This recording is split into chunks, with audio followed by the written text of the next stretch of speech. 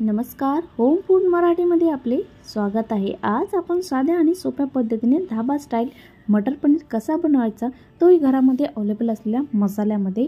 चला तर रेसिपीला सुरुवात करूया। त्यासाठी मी एक कढई घेतलेली आहे। कढईमध्ये 1 चम्मच तेल घातलेला आहे, 1 चम्मच तूप घातलेला आहे आणि होममेड मी पनीर बनवून घेतलेला आहे। तो आता घालून आपण व्यवस्थित छान फ्राय करून घेऊया अशा पद्धतीने आणि पूर्ण पनीर नंतर पाण्यामध्ये काढून घेऊया, त्यामुळे पनीर आपला सॉफ्ट राहतो। आता आपण त्याच कढईमध्ये मसाला करून घेऊया। 2 तेजपत्ता घातलेले आहे, अर्धा चम्मच जिरे घातलेले आहे, अर्धा चम्मच धने घातलेले आहे आणि 2 ते 3 हिरव्या मिरच्या घातलेल्या आहे, अर्धा इंचाचा आल्याचा तुकडा घातलेला आहे, एक मध्यम आकाराचा कांदा घातलेला आहे, 10 ते 12 लसूण पाकळ्या घातलेल्या आहेत, एक मध्यम आकाराचा टमाटर घातलेला आहे आणि 5 ते 6 काजू घातलेले आहेत। काजू घातल्याने भाजीची चव खूप छान येते।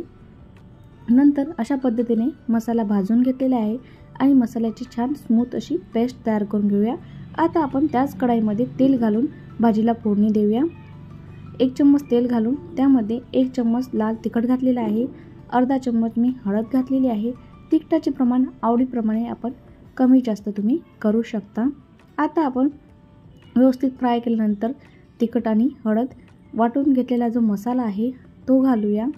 छान तेल सुटेपर्यंत आपण मसाला छान फ्राय करून घेऊया अशा पद्धतीने। बघा, मसाला छान फ्राय झालेला आहे। आता आपण 2 चम्मच दही घेतलेले आहे ताजे, त्यामध्ये अर्धा चम्मच मसाला घालून ते दही आपण मसाल्यामध्ये घालणार आहोत। छान तेल सुटेपर्यंत आपण मसाला परत फ्राय करून घेणार आहोत। त्यानंतर ताजे मटर घेतलेले आहे 1 वाटी। मसाला आणि मटर आपण एक सोबतच छान फ्राय करून घेऊया मसाल्याला छान तेल सुटेपर्यंत। आता आपले मटर आणि मऊ होण्यासाठी आपण 2 ते 3 मिनिटं अशा पद्धतीने झाकून ठेवू, त्यामुळे मसालासुद्धा छान शिजेल आणि मटरसुद्धा मऊ होतील। आता आपल्या आवश्यकतेनुसार तुम्ही पाणी घालू शकता। तुम्हाला ग्रेव्ही जशी हवी तशी तुम्ही करू शकता, पातळ किंवा घट्ट। मला अशा पद्धतीने हवी आहे।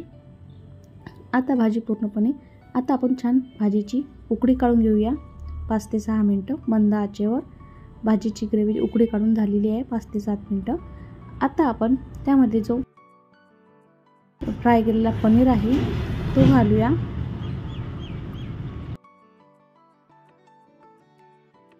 कस्तुरी मेथी घालूया 1 चम्मच, कोथिंबीर घालूया आणि 1 चम्मच तूप घालूया। तूप घातल्याने भाजीची चव खूप छान येते, आवश्यक घाला तुम्ही। त्यानंतर आपण मसाले व्यवस्थित मिक्स करून घेऊया। आता आपण चवीनुसार मीठ घालणार आहोत। मटर पनीर आपला तयार झालेला आहे। अगदी साध्या आणि सोप्या पद्धतीने।